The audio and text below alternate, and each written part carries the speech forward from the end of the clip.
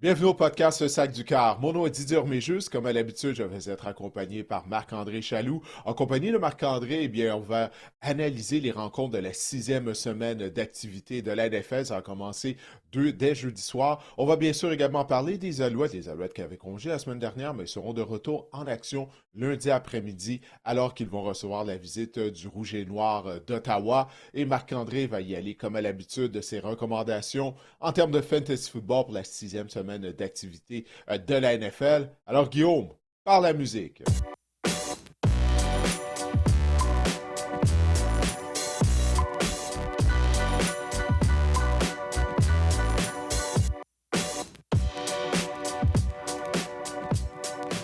Marc-André, on va commencer immédiatement avec le dévoilement de nos réactions excessives à la suite de la cinquième semaine d'activité. Je vais y aller en premier. Écoute, ma réaction excessive, c'est que Aaron Glenn, l'entraîneur-chef des Jets de New York, il en est à sa première année à la barre de l'équipe, ben, ce sera également sa dernière. Parce que les Jets, ça va vraiment pas, Marc-André. Ils sont maintenant la dernière équipe du côté de la NFL qui n'a pas de victoire. Et non seulement ça, écoute, Aaron Glenn, comme tu le sais, c'est dans la défense des Lions de Détroit. Moi, je m'attendais à ce que l'unité défensive des Jets soit améliorée avec Glenn, également Steve Wilkes, qui est son coordonnateur défensif. Ben, c'est pas du tout le cas. La défense des Jets, elle est vraiment pitoyable. C'est une des pires de la NFL. Mais écoute la statistique que j'ai trouvée. Les Jets sont devenus la première équipe depuis 1933 à ne pas provoquer de revirement lors des 5 premiers matchs de la saison. Depuis 1933, imagine-toi. Alors moi, je suis vraiment déçu. Je ne croyais pas que les Jets avaient participé aux éliminatoires, mais je me dis au moins l'unité défensive devrait être coriace. Aaron Glenn, c'est un ancien demi-coin des Jets de New York. À New York, on était heureux de l'avoir à la barre de l'équipe, mais ça va vraiment, vraiment pas bien.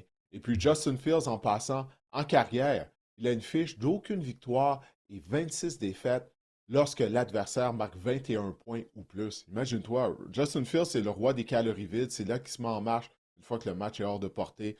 Alors pour les Jets, la saison semble déjà être un désastre. Alors c'est ma réaction excessive. Écoute, lorsque tu es propriétaire fantasy de Justin Fields, faut pas que tu regardes le match, faut juste que tu regardes le résultat en fin de match. Puis, honnêtement, la Moi, tu défense regardes pas des à la Jets, ils ont mi-temps, tu l'air. sais. Non, c'est ça, exact, exact. J'ai vu passer un meme, là, une photo sur les réseaux sociaux, là, comme quoi que Justin Fields, quand il tire de l'arrière par 3 touchés au quatrième quart, c'était genre Peyton Manning. Tu sais. On dirait que c'est toujours, Ouais, tu c'est l'as ça. dit, le roi des calories vides.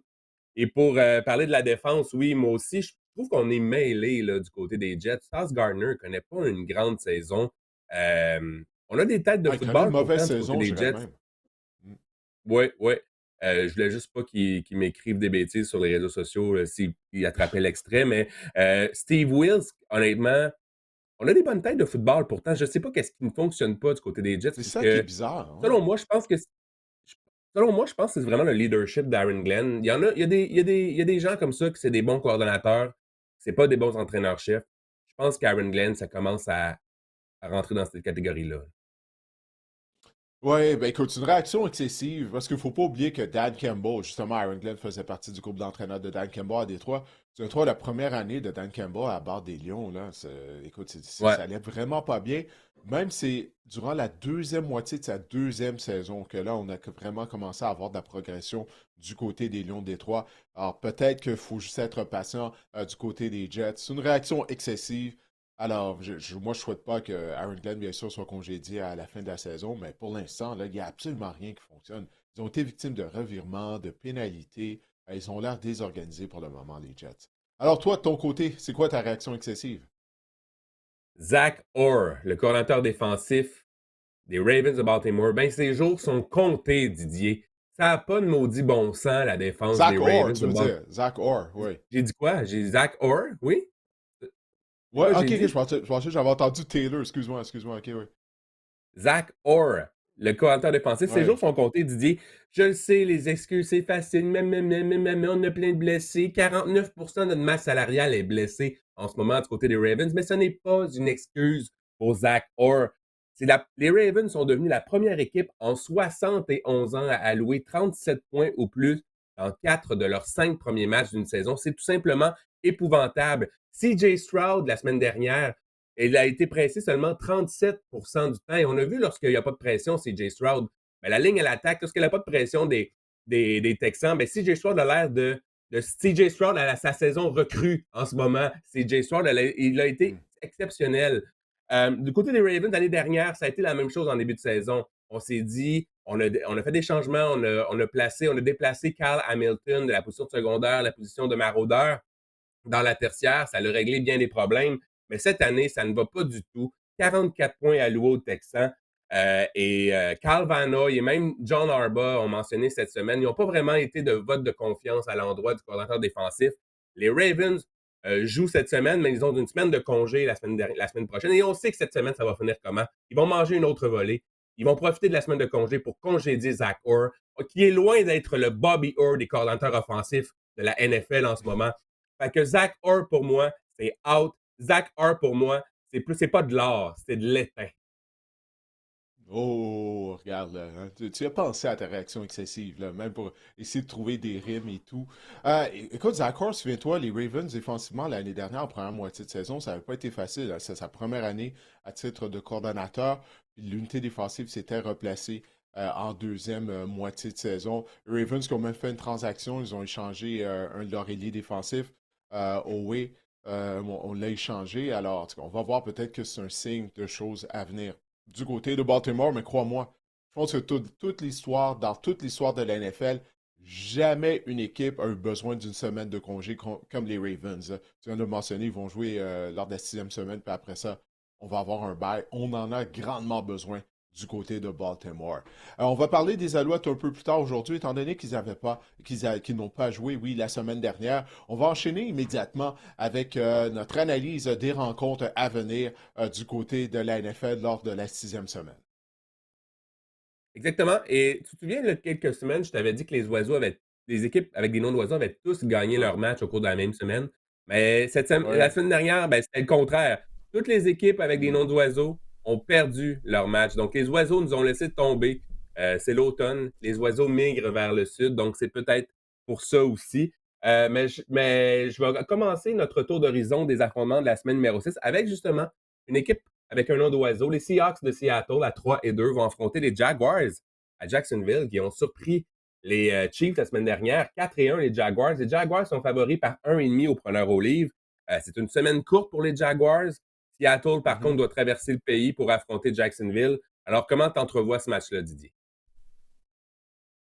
Ouais, j'ai hâte de voir la performance du carrière des Jaguars Trevor Lawrence. Parce que lundi soir, dans la victoire de Jacksonville contre Kansas City, écoute, ça a été une performance en montagne russe de la part de Trevor Lawrence. Bon, il a inscrit le toucher victorieux qui était pratiquement une cocasserie. Tu sais, il est tombé deux fois, puis là, finalement, il s'est Hmm. relevé. Il a été en mesure de se rendre jusque dans la zone des buts.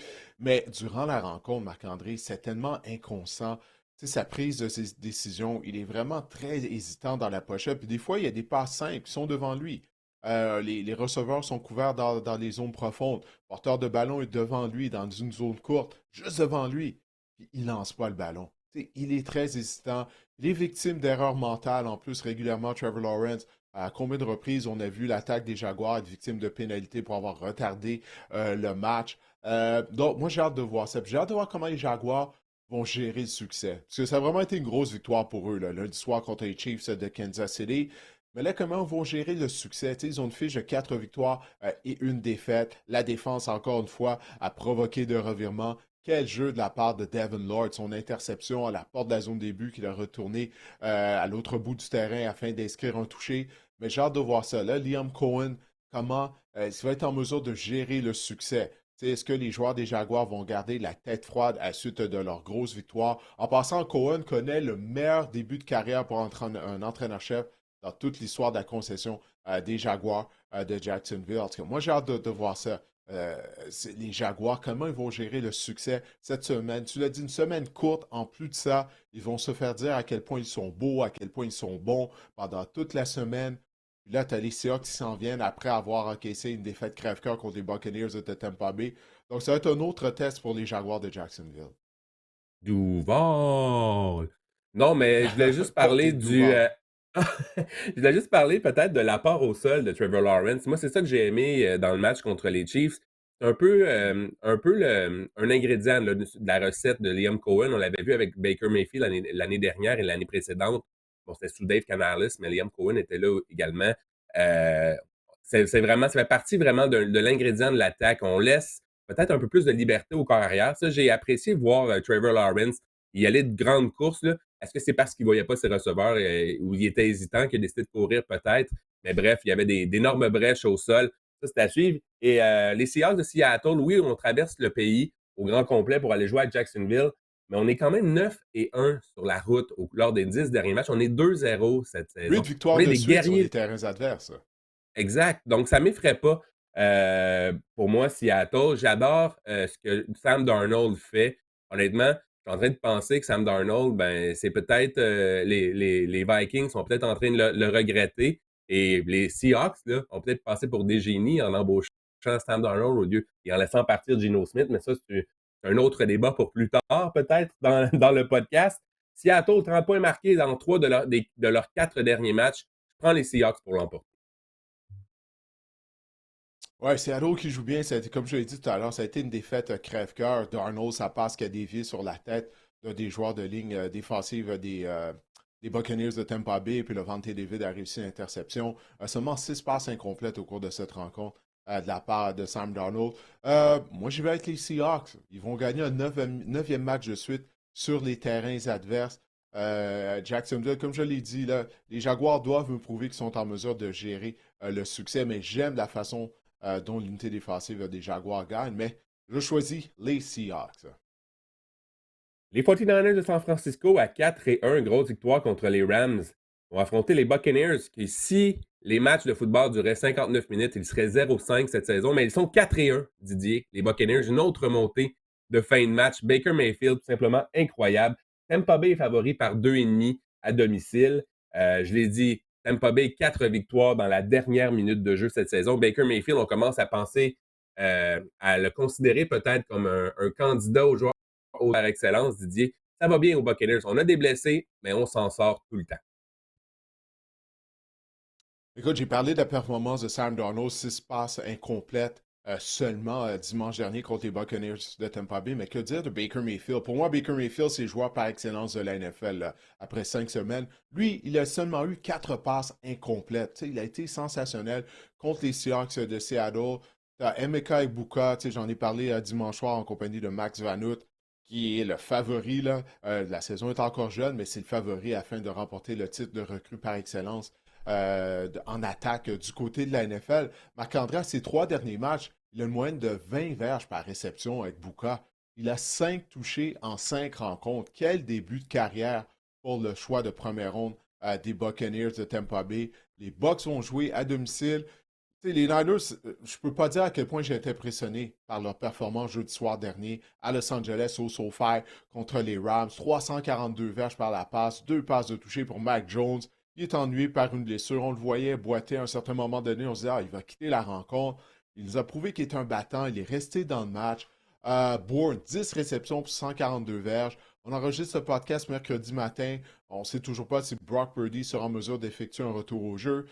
Mais que ce soit avec Purdy ou Mac Jones, je vais choisir les Buccaneers de Tampa Bay. Ils trouvent des façons de gagner. Le match va être à domicile. Alors, je vais avec les Bucks, moi. Avant de faire mon choix, Didier, on avait reçu 2 questions qui concernent les Buccaneers de Tampa Bay. D'abord, Patrick Légaré, via Instagram, qui nous demande Bonjour, l'équipe du Sac du Corps. Pensez-vous que Chris Godwin redeviendra aussi dominant qu'il était avant, considérant l'émergence d'Egbuka et de la présence de Mike Evans? Merci. Oui, bon, Mike Evans, on ne sait toujours pas quand est-ce qu'il va revenir au jeu.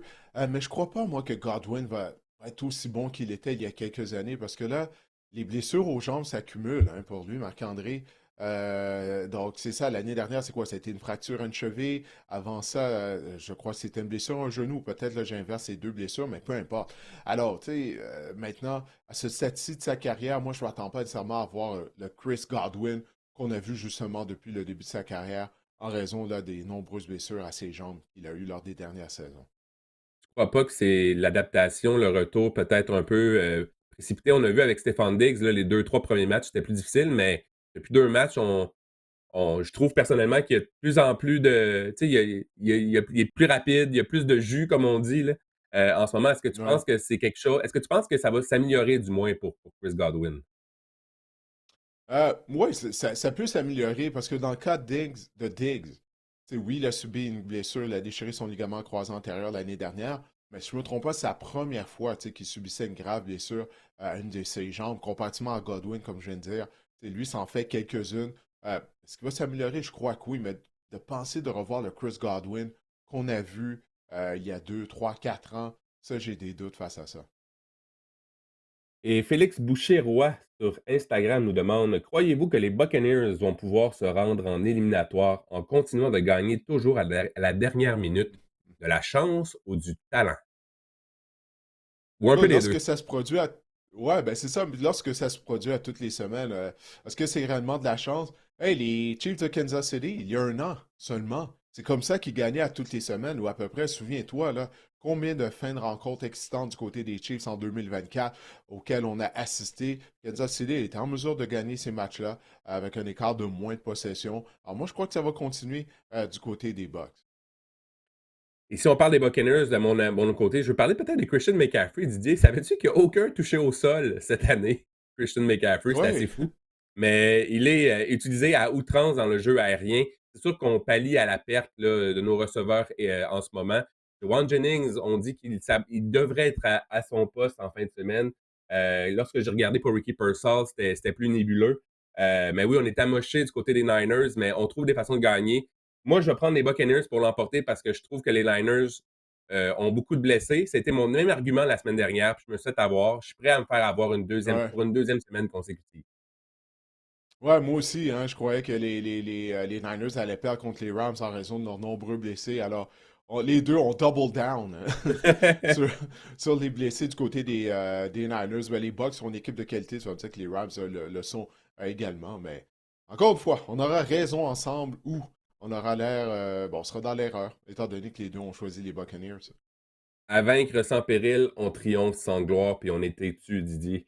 Les Et voilà. Cardinals de l'Arizona, à 2 et 3, vont affronter les Colts, qui sont 4 et 1. Indianapolis, favori par 6,5. Didier, les Cards, veux-tu que je te laisse une page blanche sur ce qu'est-ce qui s'est passé dans le dernier match contre les Ouais. Titans? Ça n'a pas De- de de- sens, Didier. Donne-moi la page blanche, puis moi je vais te donner une page blanche quand ça va être le temps de parler de ton équipe, les Eagles de Philadelphie. Parce que je suis certain que tu en as beaucoup à dire. C'est ce que j'anticipe. Ah.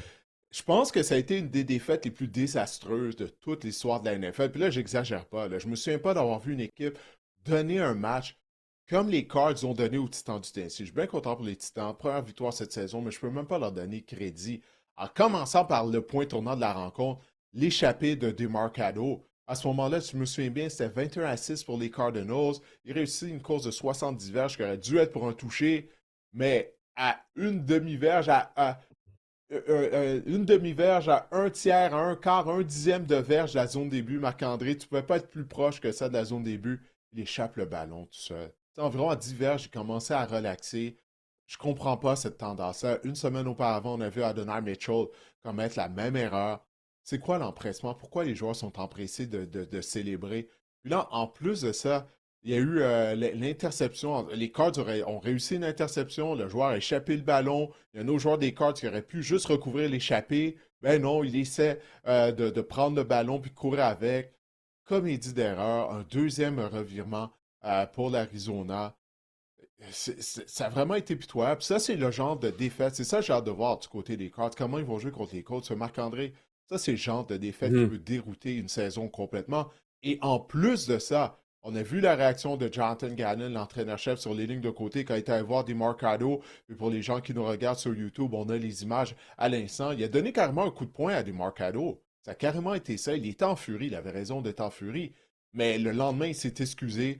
Il a reconnu qu'il doit mieux maîtriser ses émotions. Il n'y a aucun doute là-dessus. Alors, même ça, le geste de Jonathan Gannon, Marc-André, est-ce que ça va laisser des séquelles, OK, dans le vestiaire des... Parce que tu peux être certain, là, il y a des joueurs des Cardinals qui vont dire hey, mon Dieu, là, c'est quoi, qu'est-ce qu'il vient de faire là? Tu peux pas faire ça, tu peux pas mettre tes mains sur les joueurs, tu peux certainement pas le frapper. Gannon qui a été mis à l'amende. Alors, tout ça, là, tout ce que je viens de te dire, ce sont des ingrédients pour dérouter complètement la saison des Cardinals de l'Arizona. Moi, je choisis les Colts pour l'emporter, parce que comme tu sais, je suis dans la première rangée du bandwagon de Daniel Jones, mais les Colts sont vraiment une équipe de qualité.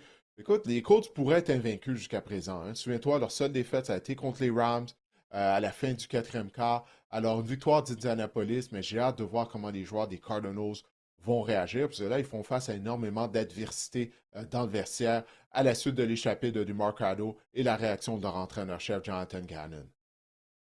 La sélection de jeu aussi était douteuse là, du coordinateur offensif Drew Petzing, puis même, je pense que même ça doit vraiment aussi, on doit ajouter la pierre là, à Jonathan Gannon aussi.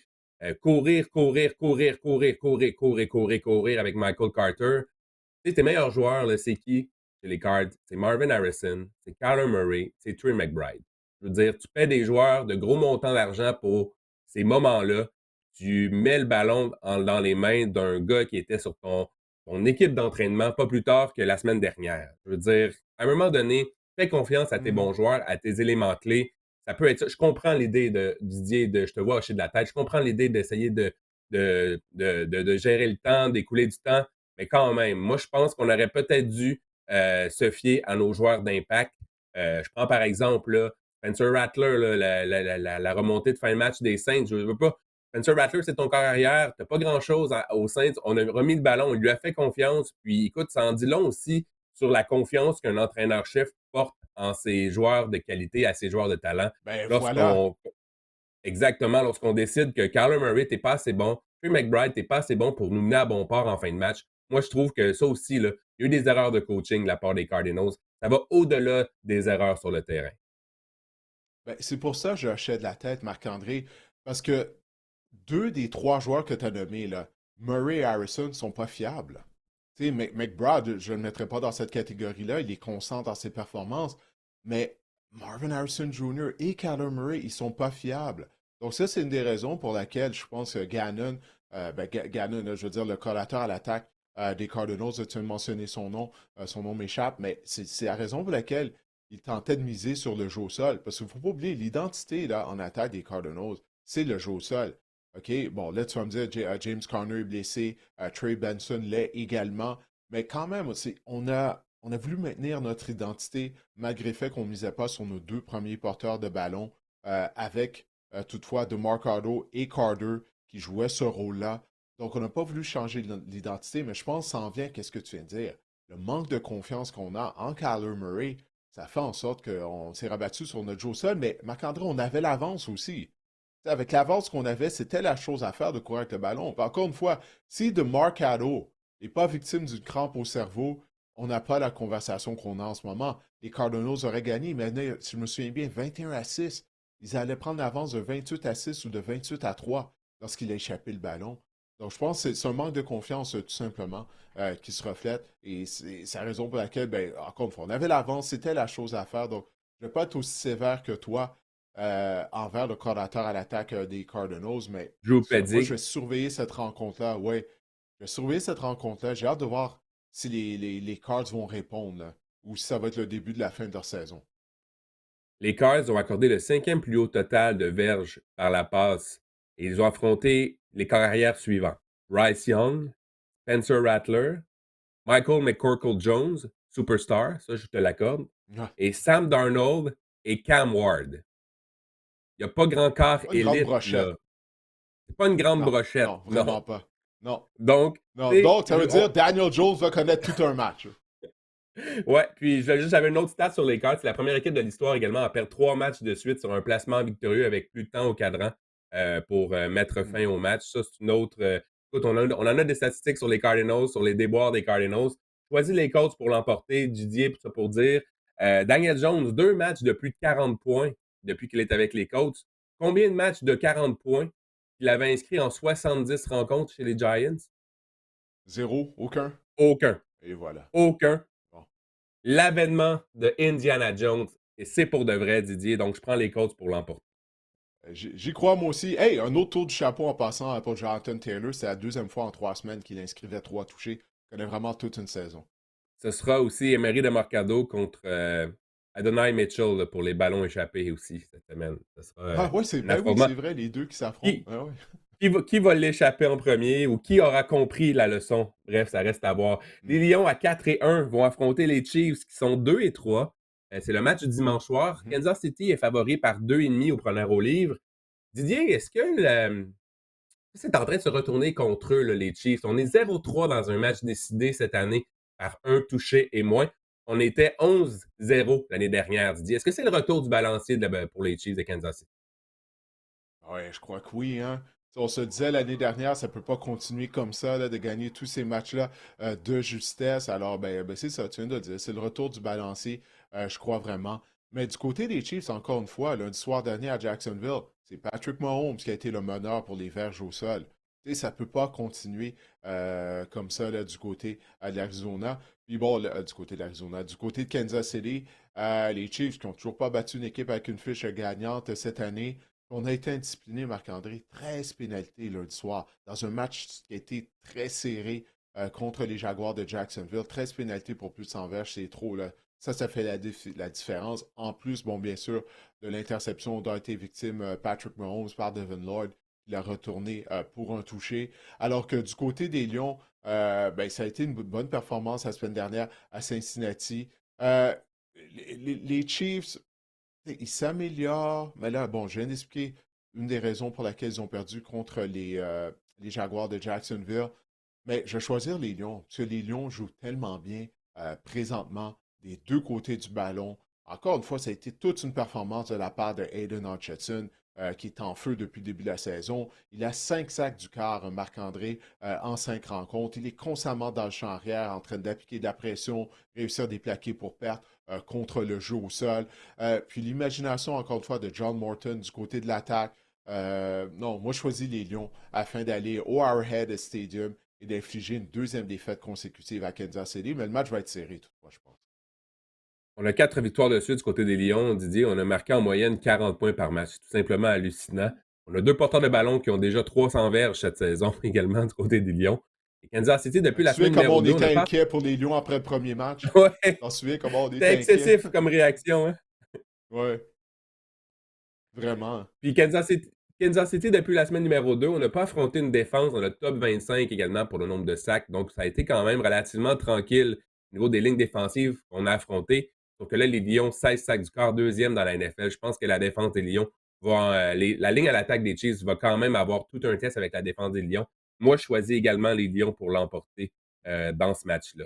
Les Bills à 4-1 vont affronter les Falcons qui sont 2-2 à Atlanta. C'est l'un des deux matchs du lundi soir. Buffalo est favori par 3,5. En passant, Didier, Casey était favori par 2,5. Là. Puis j'ai vraiment regardé deux fois dans l'autre match. Ça m'avait quand même Ah, surpris de surprenant, voir ben que oui. on respecte encore les Chiefs et Patrick Mahomes. Mais tout ça pour venir aux Bills, Buffalo favori par 3,5. Didier, on a vu vraiment la recette peut-être pour battre les Bills de Buffalo. On a une attaque élite, mais la défense, il y a clairement des carences dans celle des Bills.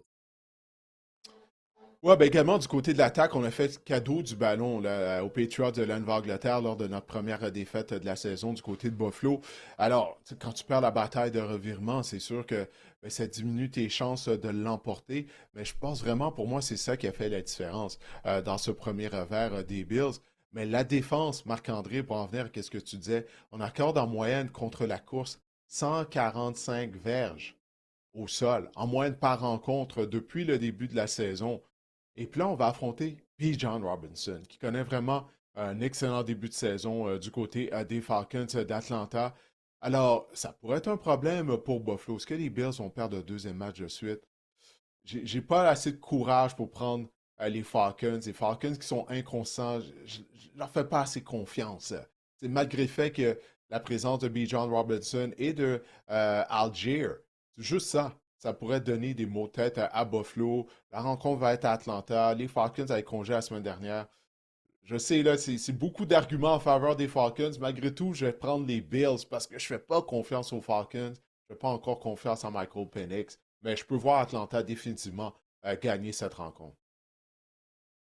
Les Falcons à domicile, on marque en moyenne 27 points par match cette saison. Il y a eu 2 matchs à domicile. Moi, la question qu'il faut qu'on se pose, c'est quelle version de Michael Penix on aura contre les Bills? Hmm, ouais. La bonne version ou la mauvaise? Je pense qu'avec une semaine de congé, on revient d'une semaine de congé, les Falcons vont être bien préparés. Michael Penix va avoir eu le temps de se préparer adéquatement. Je sais que j'avais envoyé à Guillaume que je prenais les Bills, mais je vais changer mon fusil d'épaule. Je vais prendre les Falcons Ah dans ouais? ce match-là. Ouais, ouais, Ah, qu'est-ce ouais. qui fait là, J'y que tu pense. changes d'avis? Ben, c'est ça. Je pense que les Falcons à domicile vont être bien préparés. Je sais que Josh Allen connaît rarement 2 matchs de suite ordinaires, mais je pense que justement, la semaine de congé a fait du bien aux Falcons. Je pense que Michael Penix va être prêt. Je pense qu'on a peut-être on a peut-être planché également sur des idées comment faire mieux fonctionner l'attaque, mieux utiliser Drake London, qui avait un début de saison assez tranquille jusque-là. J'ai hâte de voir. On est complet du côté des Falcons. On a une bonne attaque. La défense joue quand même bien aussi, on oublie. Je pense que la défense des Falcons est meilleure que celle des Bills en ce moment également. Donc, ça me fait pencher du côté des Falcons à domicile. Ah, Les j'ai le goût Bears. d'y prendre, j'ai vraiment le goût, mais non, non, je reste avec mon choix, moi. Je continue d'y aller avec Buffalo, mais si Bijan Robinson garde 150 verges au sol, je serais pas surpris puis que les Falcons l'emportent. Je ne sais pas si Guillaume nous écoute, là, mais je prends les Falcons au lieu des Bills. Les Bears à 2-2 vont affronter les Commanders qui sont 3-2. C'est l'autre match du lundi soir. On aura le choix d'écouter 2 matchs, là, un à 19h et un à 20h15, si ma mémoire est bonne. Les Commanders sont favoris par 4,5 au preneur au livre. Parlant de Commanders, Didier, il faut parler de Bill, J. Corey Krusky Ah, Merritt, qui, je vais en reparler dans mon c'est segment le premier fantasy tout nom que à j'avais l'heure, dans mes mais notes. Bill, je vais en reparler dans mon segment fantasy tout à l'heure, mais quel match, 150 verges, lorsqu'on lui a confié le ballon, 150 verges, 2 touchés, et c'est également un match revanche, là, on se souvient de la victoire in extremis des Commanders, la prière en fin de Ouais. match de Jaden Daniels, alors qu'un ami défensif des Bears, dont j'oublie, le nom m'échappe, Eric regardait la Stevenson. foule, là, Eric Stevenson. exact, regardait la foule là, en fin de match. Donc, ce sera un match revanche pour les Bears. Est-ce qu'on saura prendre notre revanche? Hey, c'est bien que tu fasses allusion à cette rencontre-là. Parce que tu sais, tout à l'heure, on parlait des Cardinals d'Arizona. Puis, souviens-toi que ça complètement de cette défaite-là, elle avait dérouté la saison des Bears. Hein. À ce Mhm. moment-là, l'année dernière, on n'a plus jamais été pareil. Tu sais, quand je disais, là, il y a des défaites qui peuvent dérouter une saison. Peut-être que c'est la même chose du côté de l'Arizona. Mais bref, oui, écoute, Krusky Merritt, comme je te disais, moi aussi, c'est le premier nom que j'avais inscrit dans mes notes. Il est la raison pour laquelle on a échangé Brian Robinson à la fin du camp d'entraînement. Euh, puis, tu sais, c'est pas juste au sol, hein, par la passe aussi, il a un impact du côté de l'attaque des Commanders de Washington. Vraiment, là, quelle trouvaille qu'on a fait au repêchage. Parce que, tu sais, il est rapide, ses changements de direction sont vifs, fluides. Non, non, j'ai hâte de voir la suite des choses là, pour Krusky Merritt. Il y a Debo Samuel qui a connu tout un match. Là. Il connaît vraiment un excellent début de saison à Washington. Moi, j'étais sceptique lorsqu'on a fait son acquisition par voie de transaction durant la saison morte, mais de la façon dont on l'utilise, on lui donne des opportunités du côté de Cliff Kingsbury, le coordinateur offensif, et Debo est en forme, connaît vraiment une belle saison, il n'y a rien à dire. Puis on voit l'attaque de Washington, comment elle a performé avec le retour au jeu de Jaden Daniels. Hein. C'est un retour pour lui à la maison. Il est natif de la région de Los Angeles. Il a vraiment connu un fort match. Je pense que ça va se poursuivre du côté des Commanders. Je m'inquiète un peu étant donné que les Bears avaient congé la semaine dernière et puis que la défense des Commanders, il y a certaines carences, mais je choisis Washington pour l'emporter contre Chicago, mais ça aussi, je ne suis pas certain de mon choix. Dire que je parlais de Bill là, au mois de juillet dans des segments fantasy. Ouais. C'est bon d'avoir des tapes dans le dos, mais parce que Dieu sait que parfois on se trompe souvent dans ce métier-là. Attendez de voir ma fiche de la semaine dernière tout à l'heure. Vous allez voir que je me trompe régulièrement aussi. Donc, je prends toutes les fleurs que je peux me lancer en ce moment. Non, je voulais revenir, moi, également sur le fait que les Commanders, je croyais que la défense était mauvaise, mais vraiment, on a joué du bon football depuis quelques semaines.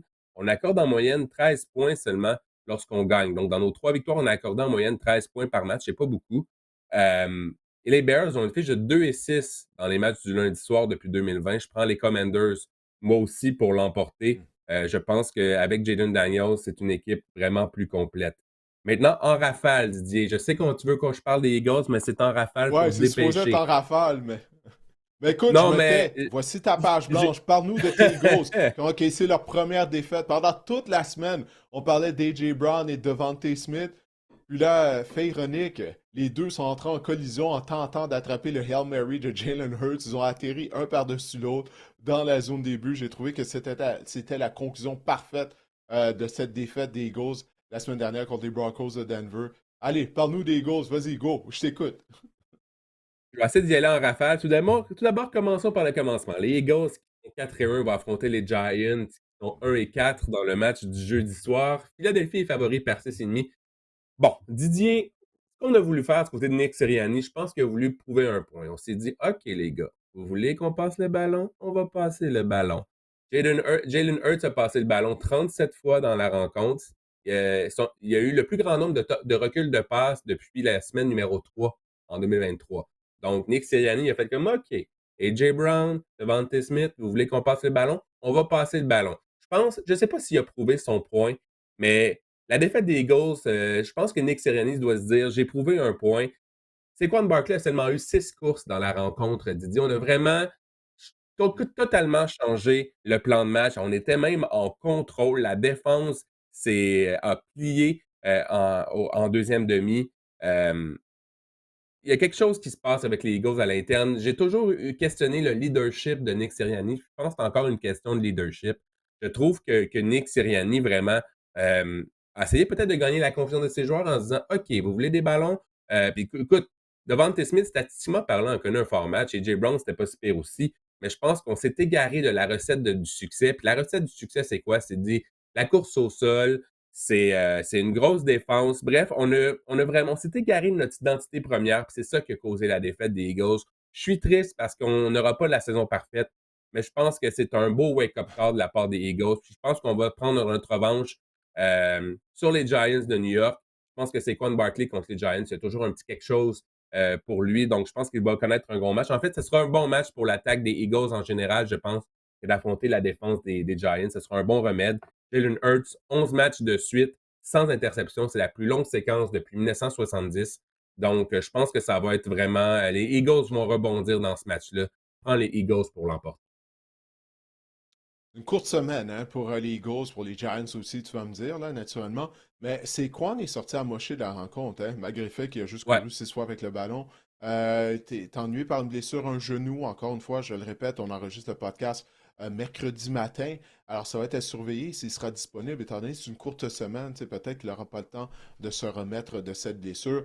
Pour moi, il y a deux choses du côté des Eagles. Là, on assiste à une crise d'identité du côté de l'attaque de Philadelphie. C'est comme ça, on ne sait plus qui on est. Alors que l'année dernière, après les 3-4 premiers matchs, l'identité était claire, là. Ça a commencé avec notre ligne à attaque et le jeu au sol. Mais cette ligne à attaque-là ne joue pas aussi bien qu'elle le faisait l'année dernière.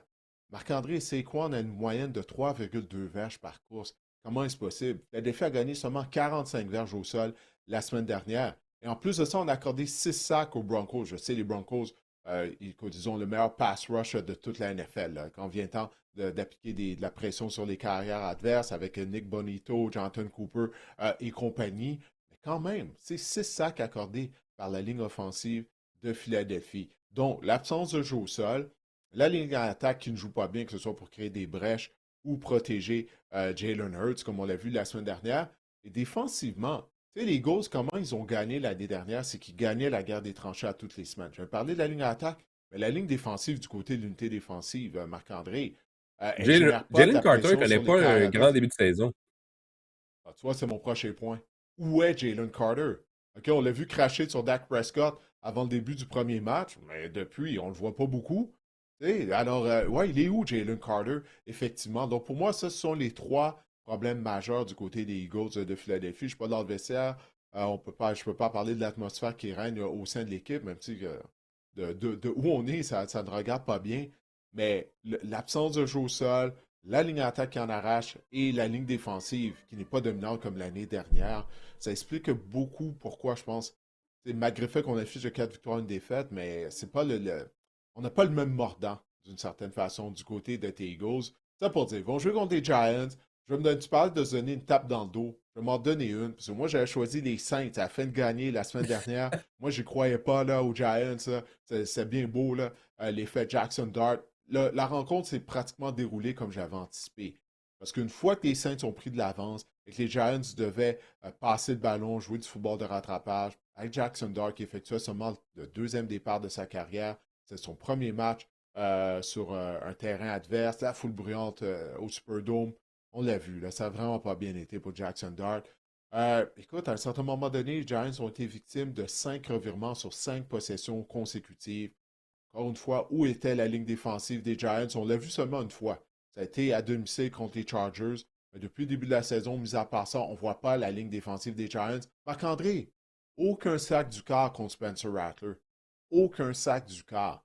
Alors, je vais choisir les Eagles de Philadelphie parce que je pense juste en termes de talent, ça devrait être suffisant pour l'emporter. Et surtout que Jackson Dart, il en arrache. C'est un jeune carrière. Ça va seulement être le troisième départ de sa carrière.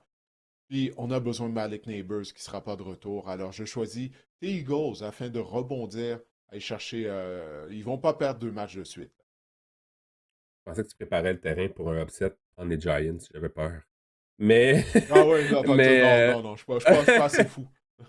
quand je voyais là, dire que les Eagles sont ci, les Eagles sont ça, je suis comme, ah non, il va prendre les Giants, c'est pas vrai. Non, non, Non, non, non, non, non. non, non, non, non, Mais, non, je peux pas mais tout ça pour endosser dire Brian que Dable, moi. peut-être conclure vraiment rapidement sur Jalen Carter. Tout ce que je veux dire, c'est que c'est fou à quel point ce joueur-là a l'air du meilleur joueur de la NFL par moment, du pire joueur de la NFL dans d'autres moments. C'est comme on dirait que ses performances, c'est tellement. Il n'y a pas de juste milieu. Il est soit vraiment excellent, ou soit il connaît vraiment une soirée médiocre. J'aimerais voir plus de constance. Et je suis convaincu que les Eagles aussi, de la part de Jalen Carter. Les Broncos, à 3-2, vont affronter les Jets, seule équipe qui n'a toujours pas de victoire d'ailleurs.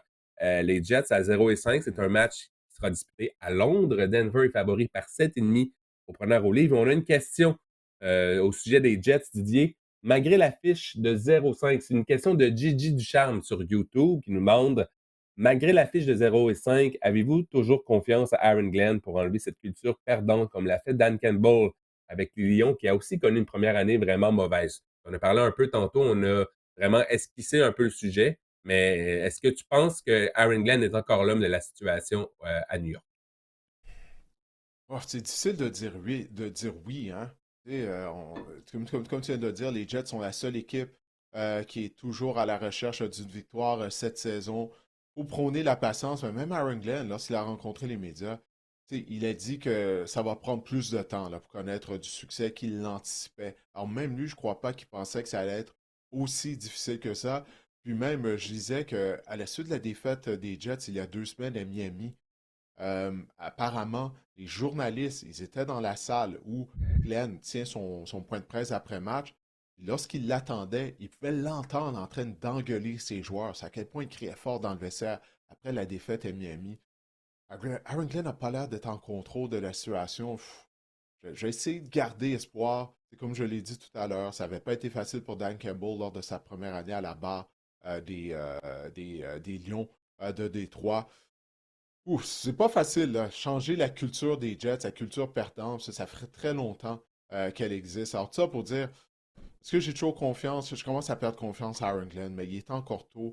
Mais il faut voir quelque chose de positif là, très prochainement du côté des Jets, je crois. On a été compétitif dans certains matchs. Je me souviens de la défaite contre les Steelers, celle contre les Dolphins aussi. On a perdu par 2 points contre les Bucks. Mais dans d'autres, on dirait qu'on est vraiment pas compétitif. Puis ça a été le cas la semaine dernière. On avait l'air pas préparé. On réagit pas aussi non plus à ce que l'adversaire nous propose. Je pense qu'il y a vraiment un problème côté des Jets. Moi aussi, je questionne si Aaron Glenn est encore là de la situation. Pour revenir au match, Denver, Didier, a accordé 15 verges au sol en toute la saison au quart adverse cette saison. Pour moi, c'est une statistique clé parce que Ah ouais. Justin Fields, le Lion, va être en cage. Et ça ne l'aidera pas parce que c'est un peu ça, la marque de commerce là, de Justin Fields, c'est courir, c'est tirer les jeux avec ses jambes. Et je pense qu'on pourra pas, il ne sera pas en mesure de le faire contre les Broncos. Je prends les Broncos pour l'emporter. Ah, les Broncos se sont réveillés au quatrième quart hein, contre les Eagles de Philadelphie. Bonix ne connaissait pas un bon match jusqu'au quatrième quart. Il y a Cortland Sutton, 8 réceptions, 99 verges. Il a donné des mots de tête à Quinton Mitchell, là, qui lui connaît un excellent début de saison du côté des Eagles. Sutton, on n'en parle pas beaucoup, tu sais, mais il est constant.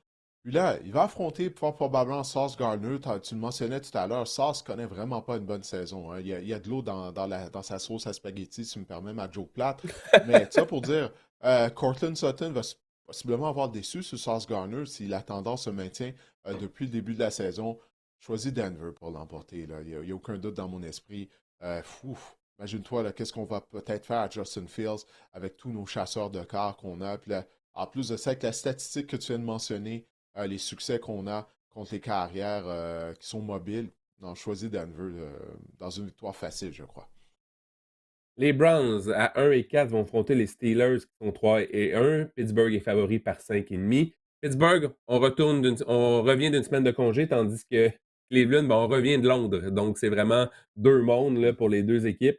Ce sera le deuxième match de Dylan Gabriel du côté des Browns. Du côté des Steelers, il faudra peut-être surveiller le retour potentiel de Jalen Warren. Didier, qu'est-ce que tu penses de ce match-là?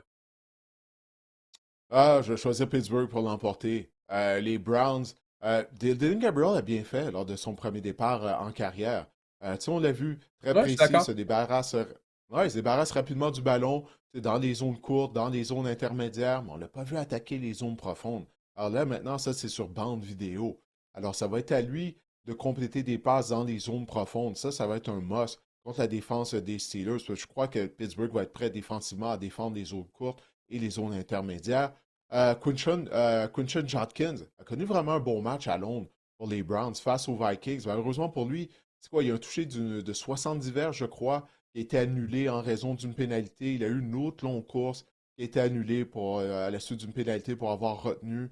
Ça, c'est malheureux pour lui, mais il nous démontre, là, depuis qu'il a été inséré dans la formation, pourquoi il a été sélectionné en première ronde. Mais choisis les Steelers face à Gabriel qui va effectuer seulement le deuxième départ de sa carrière.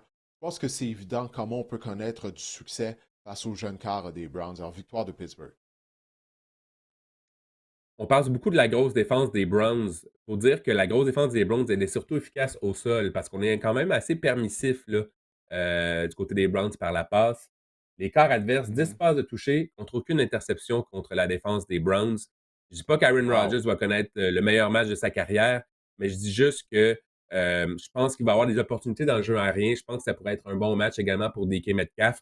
Par contre, est-ce qu'on va vouloir courir et adapter notre plan de match du côté d'Arthur Smith et des Steelers? Ça reste à voir, mais je pense que Aaron Rodgers pourrait tirer son épingle du jeu. Je prends les Steelers pour l'emporter. Les Chargers à 3-2 vont affronter les Dolphins qui sont 1-4. Les Chargers sont favoris par 4,5. Preneur au livre, ça en dit long sur l'équipe des Dolphins en général. On a une défense exécrable. Mm. On n'a aucune pression sur le corps du côté des Dolphins. Notre attaque fait pitié. Bref, qu'est-ce que tu penses de ce match-là, Didier? Je parlais là, de la défaite des Cardinals d'Arizona tout à l'heure. Les Dolphins n'ont pas vraiment été mieux en Caroline la semaine dernière. Ils menaient quoi, 17-0, je pense, 14-0, 17-0 Ouais. dès le deuxième quart. Après ça, plus rien ou presque. Non, ça va vraiment pas bien à Miami. Bon, on en parle à toutes les semaines. Là, ça commence à vraiment mal aller également du côté des Chargers, Marc-André. Là, on a placé Omarion Hampton sur la liste des blessés en raison d'une blessure à une cheville. On sait qu'il nous manque nos deux bloqueurs au sein de la ligne à l'attaque. En plus de ça, le garde, Mekhi Becton, n'a pas été en mesure de terminer la rencontre de la semaine dernière. Justin Herbert se retrouve sous pression, puis là, c'est plus difficile pour lui. C'est pas le même Herbert qu'on avait vu lors des 3 premières semaines de la saison où il avait des allures de joueur par excellence de la NFL. Je vais tout de même choisir les Chargers parce que moi, depuis l'été, j'avais dit que je n'allais jamais choisir les Dolphins. Mais je peux voir un scénario où Miami pourrait l'emporter parce qu'on commence à avoir beaucoup de blessés du côté de l'attaque de Los Angeles. Moi, je pense que la ligne à l'attaque des Chargers en a arraché, ça c'est sûr. Marion Hampton a quitté. Ce sera le duo Kemani Vidal et Hassan Haskins là, dans le champ arrière côté des Chargers. Par contre, je pense que la ligne défensive des Dolphins, elle est exécrable. S'il y a une équipe que tu vas affronter avec une ligne à l'attaque amochée, c'est bien celle des Dolphins. Je pense que Justin Herbert pourrait connaître du succès avec son groupe de receveurs. Moi aussi, je pense que les Chargers, en termes de talent, sont plus talentueux et ils vont l'emporter dans ce match-là. Les Patriots de la Nouvelle-Angleterre, qui sont 3-2, vont affronter les Saints, qui ont remporté un premier match la semaine dernière, 1-4. Donc, Nouvelle-Angleterre, pardon, favori par 3,5 au preneur au livre. J'ai une petite stat sur Spencer Rattler. Didier, il est devenu le premier quart repêché par les Saints à gagner un match depuis Danny Werfel. Werfel en Werfel. 1998. Donc, Oui, Werfel Danny en Werfel. 1980. Oui.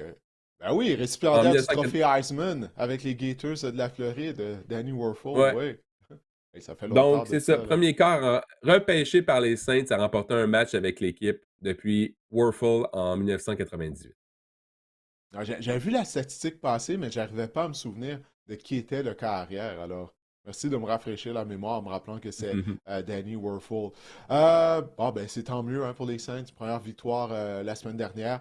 Choisi les Patriots pour gagner. Ça a été toute une performance de Stephen Diggs contre son ancienne équipe la semaine dernière. Que dire de l'appréciation de Drake May? On avait reçu des questions concernant Drake May lors des dernières semaines. Moi, je suis un fan de Drake May. Mais du côté des Patriots, j'ai oublié de quelle équipe que je parlais tout à l'heure. Ah oui, des Jaguars de Jacksonville. Je disais, j'avais hâte de voir comment ils allaient gérer le succès à la suite de leur victoire lundi soir dernier contre les Chiefs. Ben, c'est la même chose pour les Patriots de Nouvelle-Angleterre. Ça a été une grosse victoire d'aller à Buffalo. Les Bills qui sont favoris afin de terminer au premier rang de la division. On est allé à Buffalo, on a gagné le match. Mais là, comment les Patriots vont gérer le succès, là? Parce qu'il ne faut pas oublier, ce groupe de joueurs-là des Patriots n'a rien à voir avec la dynastie là, des Patriots à Nouvelle-Angleterre. OK? Il ne reste pratiquement aucun joueur là, de cette époque-là. Alors, pour Mike Vrabel, ça va être un défi là, de garder son équipe concentrée parce que les Saints sont coriaces depuis le début de la saison. C'est une des raisons pour laquelle je les avais choisis afin d'emporter contre les Giants de New York. Mais j'y vais avec la Nouvelle-Angleterre. Je crois que les Patriots sont tout simplement la meilleure équipe et que Mike Vrabel va garder ses joueurs concentrés. Drake May, là, qui j'ai trouvé, je sais pas comment le traduire en français, en français, là, mais tu sais, c'est un gamer. Il l'a en lui, là. C'est un gars qui a du Mhm. caractère à chaque fois. C'est jamais fini, tu sais. Les grands corps, ils ont ce petit côté, ce petit. Je sais pas. C'est ça. C'est un gamer. Je sais pas comment le traduire en. Tu sais, c'est un. Il se lève dans des grands moments, on peut dire Un ça comme battant, ça. Un battant, ouais. moi j'aime ça. On a reçu d'ailleurs une question de Thomas Frigon sur Instagram qui nous demande est-ce que les Patriots peuvent faire les éliminatoires et remporter une victoire? Merci pour le podcast, vous êtes excellent. Merci Thomas. Alors, est-ce que les Pats peuvent remporter un match éliminatoire, Didier, cette saison? Ben, avant le début de la saison, moi, tu sais, je me disais les Patriots allaient être améliorés, mais je ne croyais pas qu'ils étaient rendus au point de participer aux éliminatoires. Mais là, après leur victoire à Buffalo, je suis obligé de reviser tout ce que je pensais durant l'été des Patriots. Ils sont clairement des aspirants pour une place en éliminatoire. Une fois que tu es en éliminatoire, tout peut arriver, là. Tu sais, on le sait, c'est ça la beauté des éliminatoires au football. C'est pas un 3-5, c'est pas un 4-7, c'est pas un rarement vu 5-9, OK? C'est juste un match. Alors, tout peut arriver une fois que tu es en éliminatoire. Alors oui, les Patriots pourraient gagner un match éliminatoire s'ils sont en mesure de se qualifier pour les rencontres d'après-saison. Moi, j'ai pas donné mon choix. Je choisis les Pats également. Drake May, 73% de passes complétées sur la route cette saison. Et moi aussi, je pense Wow. que les Pats vont l'emporter. Les Rams à 3 et 2 vont affronter les Ravens qui sont 1 et 4. J'ai assez parlé de la défense des Ravens. Les Rams sont favoris par 7,5 au preneur au livre. Côté des Ravens, Didier, on devrait voir si Lamar Jackson n'est pas en mesure de disputer la rencontre, ben ce sera Tyler Huntley au lieu de Cooper Rush. Mais on va Ah, dire c'est comme ça. officiel, ça? Ils l'ont élevé de l'équipe d'entraînement, donc ils l'ont mis sur leur formation. J'imagine que c'est un mouvement, c'est un changement qui s'en vient, mais c'est pas OK, OK, fait mais c'est pas encore. officiel Mais encore, là. Ouais, ouais. non, OK. exact. Je dirais que. Mais je serais pas surpris de voir Tyler Huntley, mais on va se le dire, les vraies affaires, ça va-tu vraiment changer quelque chose? Bah, je pense que non. Je pense que non. Mais moi, j'ai toujours trouvé ça bizarre. Tu sais, lorsque les Ravens ont mis sous contrat Cooper Rush, tu peux pas avoir un carrière qui a un style plus différent que Lamar Jackson. Il me semble que Snoop Huntley, au Mhm. moins, c'est un carrière mobile. Il y a certains des jeux que tu fais que tu peux répéter avec lui. En tout cas, je sais pas, j'ai toujours trouvé ça bizarre, cette mise sous contrat-là de la part des Ravens de Baltimore. Écoute, les Rams vont se replacer, là. 764 verges par la passe, 6 passes de toucher, aucune interception pour Matthew Stafford lors de ses deux derniers matchs. La défense des Ravens. On vient d'accorder 44 points à CJ Stroud et les Texans de Houston. Cette attaque-là qui fait presque rien depuis le début de la saison. Ça va être une victoire des Rams. Grosse rencontre pour Stafford et Puka Nacua. C'est ce que j'anticipe. Moyenne de 300 verges cette saison, Matthew Stafford, par la passe, quand même. Je n'avais pas ça. Avec toutes les blessures au dos et Mais ouais, l'entre-saison qui a été difficile, épidural. ah, écoute, je pensais pas qu'il y avait ça encore en lui. Moi aussi, je prends les Rams pour l'emporter dans ce match-là. Les Cowboys, qui sont 2-2-1, vont affronter les Panthers à 2-3. Dallas est favori par 3,5 au preneur au livre. Écoute, Ricky Dowdle, 206 verges la semaine dernière contre la piètre défense des Dolphins. Et il affronte Ouais. son ancienne équipe. Ils l'ont jeté comme un vulgaire bas. Oh, Ricky, match Ricky revanche. Dowdle contre les Ricky Dowdle contre les Cowboys, Didier. Un match revanche. J'ai bien hâte de voir ça. En espérant qu'il joue, parce que je pense pas que Chuba Hubbard, c'est pas confirmé qu'il ne sera pas à son poste. Ricky Dowdle, quelle performance la semaine dernière, là. Oui, puis je veux rien lui enlever. Je suis content pour lui. Tant mieux pour lui, le match de sa carrière. Mais mon Dieu, la défense des Dolphins, Marc-André, c'est elle qui est la pire là, contre le jeu au sol. Elle accorde, je me souviens bien, plus de 170 verges par rencontre en Mhm. moyenne. Pense à ça, en moyenne, c'est épouvantable, là. Vraiment, non, mais sérieux. Écoute, je veux parler des Cowboys de Dallas rapidement, là, parce qu'on est supposé faire ça en rafale. Je pense que je dois présenter des excuses à Brian Schottenheimer. Tu sais, moi, j'y croyais pas lorsqu'on l'a embauché. Son attaque, elle fonctionne, là. Puis, la semaine dernière, la performance qu'on a eue, ça a été malgré le fait que quatre de nos joueurs de ligne à attaque étaient blessés. Puis malgré tout, on a été capable de courir avec le ballon. Javonte Williams, Marc-André, toi et moi, on avait des doutes, mais il joue bien, là. Il joue très bien depuis le début de la saison. On revoit le Javonte Williams qu'on avait vu au début de sa carrière avec les Broncos de Denver. Donc, je dois présenter des excuses à Brian Schottenheimer. On n'est pas encore rendu à la mi-saison. La saison est encore jeune, mais son attaque fonctionne. Ça, il n'y a aucun doute là-dessus. Ils vont s'amuser, les Cowboys. Leur attaque va marquer peut-être 50 points face aux Panthers et à Caroline. J'ai aucun. Non, non. J'y vais, là. Je vais me garder un peu de gêne, là. Mais une victoire des Cowboys. Facile, je crois. T'as vu ce que Dak Prescott a dit à sa ligne à l'attaque avant la dernière rencontre? Il a dit, écoutez, Non, j'ai pas vu. moi, je suis rentré dans la NFL là, en volant un poste à quelqu'un, un peu comme un cheveu sur Ah, la Tony soupe. Romo. Exactement, puis j'ai jamais quitté. Ben, vous pouvez faire la même affaire. Bref, vous pouvez faire la même. Peut-être que non, peut-être que ça sera pas ça, mais écoute, vous pouvez peut-être rester dans la formation. Tu sais, c'est ça, vous pouvez faire avoir le même parcours que moi, que j'ai eu chez les Cowboys. C'est ouvert, tout revient à vous là, de connaître du succès. Bref, j'ai aimé un peu cette qualité-là de leadership de Dak Prescott. Puis qui l'eût cru, Il Didier, joue là, très que tout bien, ce que ça. Dak, il faut le dire. Ouais, ouais. C'est ça. Qui l'eût cru que tout ce que ça prenait avec Dak Prescott pour se libérer, pour connaître du succès, ben, c'est de perdre l'un des meilleurs receveurs de passes de la NFL. Hein? C'est quand même fou, tout ça. Moi aussi, je prends les Cowboys pour l'emporter dans ce match-là. Les Panthers, Bryce Young, tellement inconstant. Tantôt si bon, tantôt si mauvais. Je pense que les Cowboys, Hey, moi aussi, là. la- Ouais, je, vas-y. je sais pas si tu avais vu Bryce Young, sa première demi contre les Dolphins. C'était catastrophique, c'était épouvantable. Victime d'une interception. Après ça, un échappé. Si bien là, qu'on se demandait si on allait envoyer Andy Dalton dans la mêlée. Là. Tu sais, à quel point il en a arraché. Ça s'est replacé en deuxième demi, mais c'est contre les Dolphins. Mais sérieusement, là, sa performance était troublante en début de rencontre.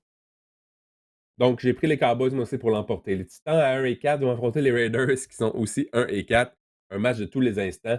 Vegas est favori par 4,5 au preneur au livre.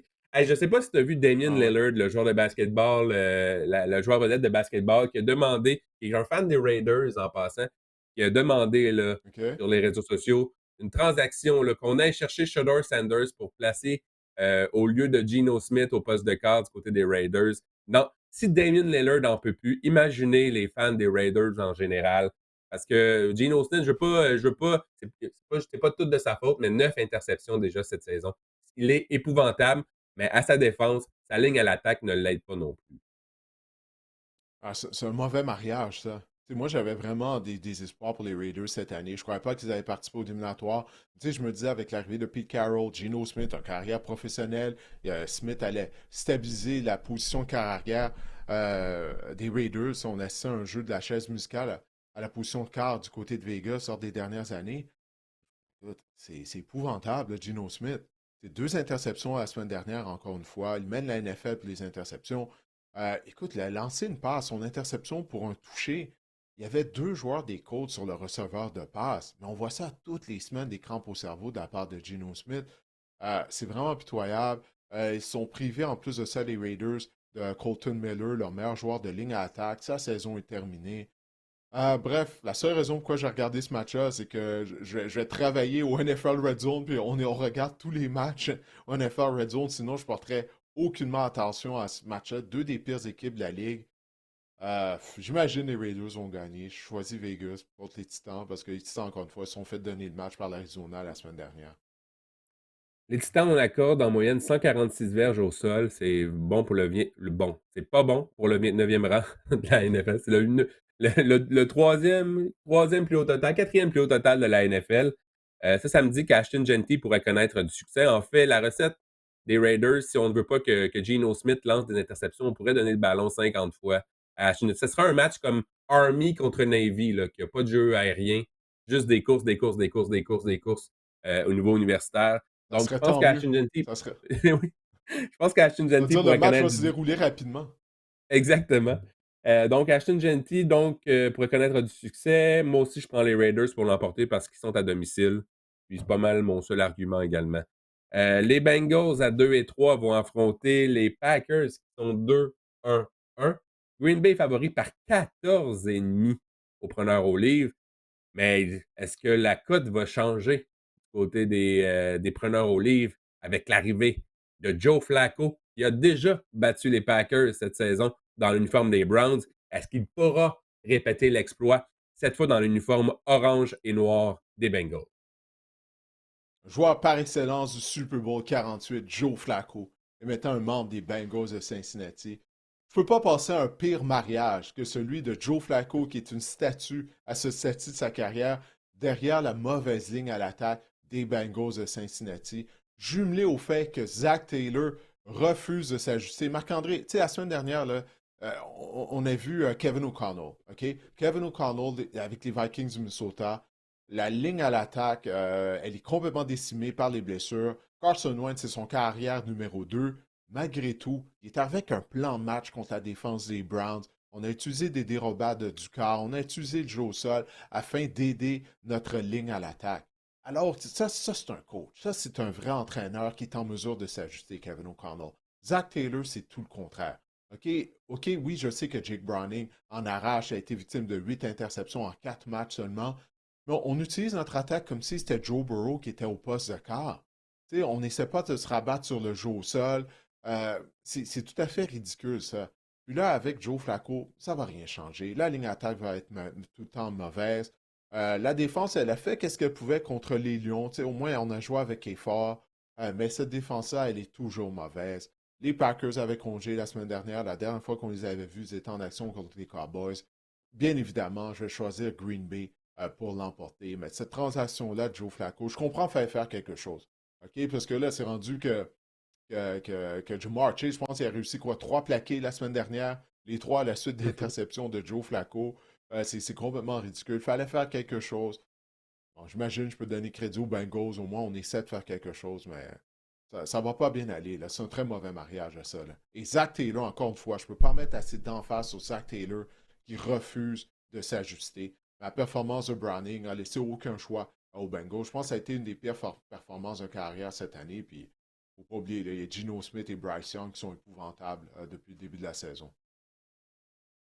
J'ai des discussions de football avec des amis, puis mon ami Samuel a vraiment résumé ce que je pense de la situation et de l'arrivée de Joe Flacco. Je vais vous lire ce qu'il m'avait dit. Il dit: Je sais pas ce que les Bengals ont vu dans son début de saison à Cleveland qui leur a fait dire Hey, ce gars-là serait super bon derrière aucune ligne à l'attaque. Je pense que ça résume un peu ce que je pense.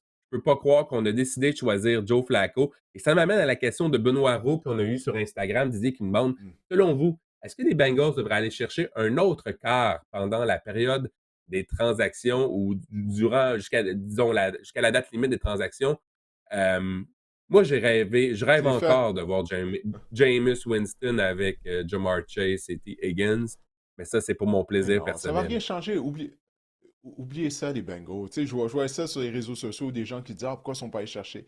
Jameis Winston. Ça va rien changer. Les Bengals, je l'ai Ça dit, serait on en a divertissant. parlé, Marc-André, toi et moi, pendant toute la saison morte. Comment cette équipe-là était mal construite. On a investi tous nos sous du côté de l'attaque. C'est quoi? On récolte qu'est-ce qu'on a semé. OK? Puis là, Burrow s'est blessé. Peu importe qui est le carrière, ça va rien changer. Et surtout que l'entraîneur-chef refuse encore une fois de s'ajuster. Mon ami Samuel qui écoute le podcast régulièrement, donc je le salue. Mais oui, Jameis, là, ça aurait au moins été divertissant du côté des Bengals, là. Mais bon, je suis d'accord. Hey, donc Didier, Ça moi serait des j'ai pris les défaites quand Packers. même. Des défaites divertissantes, mais des défaites quand même. Exactement, exactement. Moi j'ai pris les Packers, toi aussi, donc ça conclut notre tour d'horizon des activités de la 6e semaine dans la NFL. Oui, on n'a pas le tableau de notre pool. Est-ce qu'on Ah l'a? Je oui, crois c'est qu'on vrai, l'a pas. j'oublie tout le temps. Cette semaine, ouais, c'est ça, pour voir les résultats. Je sais que tu souhaitais qu'on n'en parle pas, étant donné que ça n'a pas été une bonne Non! semaine pour toi. 3 et 11. Qu'est-ce qui est arrivé, Marc-André? 3 et Alors, 11. Ben, écoute, j'ai eu une semaine perdante, je peux pas trop parler. Moi, j'ai été 6 et 8 la semaine dernière et écoute, 5 et 9 pour Guillaume. Donc, pour nous trois, ça a vraiment pas bien été, là. je remets en question mon existence, mes choix de vie, mes connaissances en football également. Faut dire qu'il y a quand même eu beaucoup, beaucoup de surprises la semaine dernière, des équipes qui ont échappé les Cards, là, qui ont échappé des avances, les Ouais. Dolphins en fin de match, bref. Mais quand même, 3 et 11, c'est assez pitoyable. Je pense pas être capable d'être en mesure. Je sais que l'année dernière, j'avais vraiment été excellent. Là, je pense pas avoir j'ai déjà un genou à terre là, pour cette saison, Didier. Ah ben, tu dois rebondir. Il est tôt encore. C'est encore tôt, Marc-André. Écoute, les meneurs, on en a un, deux, trois, quatre. On a Simon Lev, Rick 49ers 2, 93 et Polo 060, 61, oui, qui ont des fiches de 55 et 22. 55 et 22. Alors moi, j'ai 49 victoires, t'en as 47, Guillaume en a 45. Alors, félicitations à ces quatre-là qui sont en tête de notre pool de football. Alors, juste pour lever le voile, on n'a pas le tableau, parce que Guillaume est en Écosse, rien de moins. Là. Alors, quand même, Guillaume qui met la main à la pâte, bien qu'il est de l'autre côté de l'océan Atlantique ce matin. Alors, merci Guillaume, parce que pour lui, ben, on est en après-midi, naturellement, avec le décalage horaire. Mais écoute, on va se tourner du côté du fantasy football, Marc-André. Et avant que tu partages avec nous tes conseils pour la 6e semaine d'activité, on a reçu une question via YouTube de la part de Léo Samuel. Pensez-vous que je devrais échanger Brees Hall et Javante Williams pour Kenneth Walker et Chase Brown, ainsi que Romeo Dobbs dans mon fantasy football? Je me suis fait offrir ce trio. Merci beaucoup. Alors, Marc-André, qu'est-ce que tu penses de cette offre de transaction pour Léo Samuel? Moi, je conserverais Breece Hall et Javante Williams Samuel pour le moment parce que Breece Hall, on a vu, ces deux gars, en fait, Breece Hall et Javante Williams, qui ont un champ arrière qui est pratiquement à eux seuls en ce moment.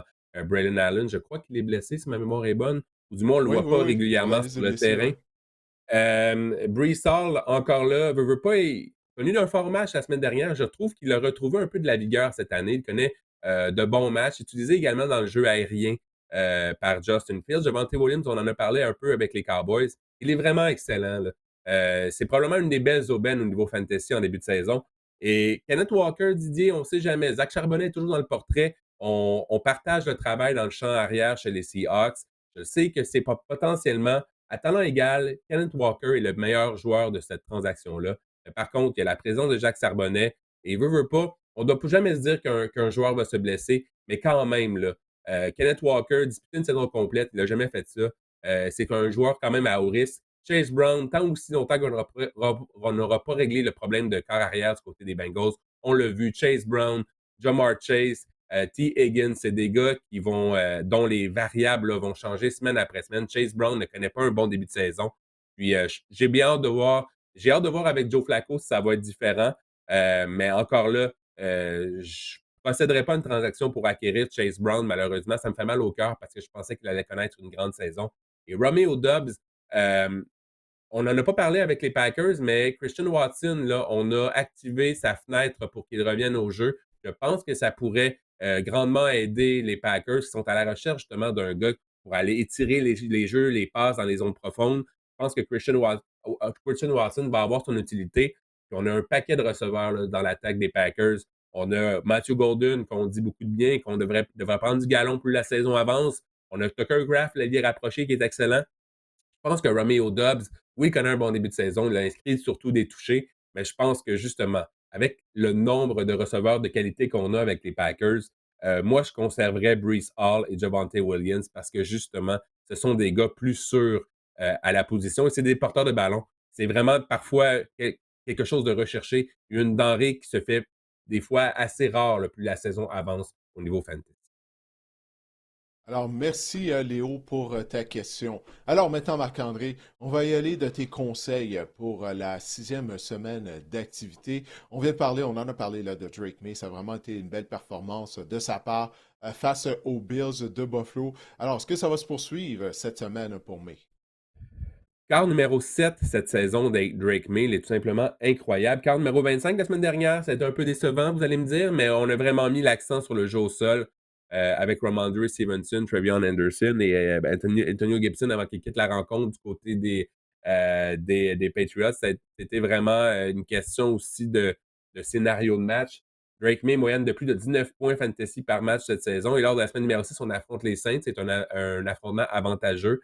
Les Saints ont accordé 11 touchés par la passe cette saison au corps adverse et septième pour le plus haut total de points alloués au corps adverse. Donc, je pense que Drake May pourrait connaître du succès. Et Stephon Diggs également par la bande pourrait avoir un troisième match de 100 verges de suite face aux Saints cette semaine.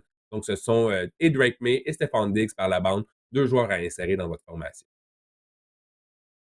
Maintenant, qui est le cas arrière qu'on doit clouer au banc là, absolument cette semaine? On a parlé de Justin Fields tout à l'heure. Je disais que les Broncos avaient accordé en moyenne 15, pas en moyenne, avaient accordé totalement, au total 15 verges au sol à la position de carrière cette année. Donc, je pense que c'est pas une bonne recette. C'est pas quelque chose que Justin Fields ou ses propriétaires fantasy aiment entendre, du moins. Pour dire que Justin Fields, ben, on a encore l'expérience. Plus de 25 points fantasy dans 3 matchs sur 4 cette saison. Mais regardez juste le score là, à la télé. Regardez pas le match, par exemple, parce que c'est affreux de le voir aller parfois sur le terrain. Lors de la semaine numéro 6, on l'a dit, on affronte les Broncos. Les Broncos, moins de 13 points alloués en moyenne au quart adverse cette saison. C'est la meilleure ratio pour les équipes qui jouent cette semaine. Donc, c'est à éviter Justin Fields. Pour vous donner une idée, là, pour la statistique de jeu au sol, pour vous donner une idée, la semaine dernière, Jalen Hurts, 3 verges sur 2 courses seulement. Donc, ça vous dit, si Jalen Hurts a obtenu 3 verges, donc c'est que les Broncos là, sont quand même assez efficaces, merci, contre les corps arrière qui peuvent se déplacer, les corps arrière mobiles. Maintenant, la position de porteur de ballon, Jacory, oui, Krosky, Merritt, Bill. Tu nous en parlais au mois de juillet, tu sais, dès le début du camp d'entraînement des Commanders de Washington. Puis tu penses que là, il va connaître un deuxième bon match de suite. Alors, en tout cas, tu nous recommandes de l'insérer dans la formation partante.